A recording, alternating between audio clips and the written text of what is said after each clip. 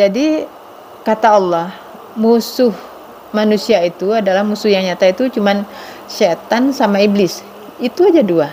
Nah, jadi artinya makna musuh manusia itu setan iblis. Apapun yang membuat manusia tidak senang, tidak suka, sakit, susah, gelisah, apapun itu sebabnya hanya itu. Setan sama iblis. Nah, jadi kalau di dalam bahasa medis itu kuman sama virus. Setan itu kuman, virus itu iblis. Ya, ini sedikit yang saya mau sampaikan, tapi ini memang sangat insya Allah manfaatnya luar biasa dengan merubah pemikiran kita itu. Jadi kata Allah, musuh manusia itu adalah musuh yang nyata itu cuman setan sama iblis. Itu aja dua. Nah, jadi artinya makna musuh manusia itu setan iblis. Apapun yang membuat manusia tidak senang, tidak suka, sakit, susah, gelisah, apapun itu sebabnya hanya itu. Setan sama iblis. Nah, jadi kalau di dalam bahasa medis itu kuman sama virus. Setan itu kuman, virus itu iblis. Nah, itu istilah. Nah, tetapi kalau kita masih berpikir, oh ini karena kuman, itu jadi melemahkan kita. Tapi kalau ini sebabnya iblis, nah ini musuh nyata. Kita teguh kepada Allah. Karena apa?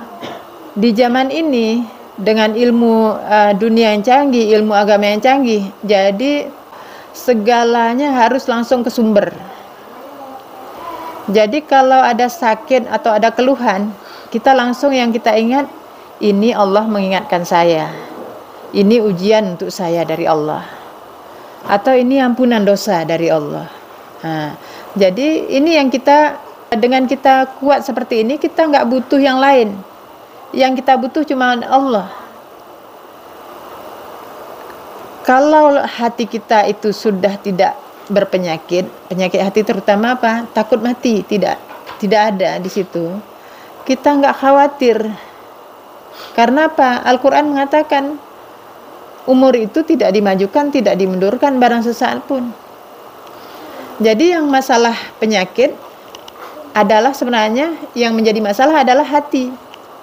Makanya Rasulullah mengatakan manusia itu tergantung segumpal darah, yaitu hati. Apabila baik hati itu, maka akan baik seluruh tubuh. Jadi artinya kalau kita udah bisa prasangka yang baik, yang bagus, semua akan menjadi baik. Nah, yang kita harus rubah prasangka kita. Menjadi prasangka yang baik, prasangka buruk kita tinggalkan. Nah, insya Allah kita akan menjadi sehat.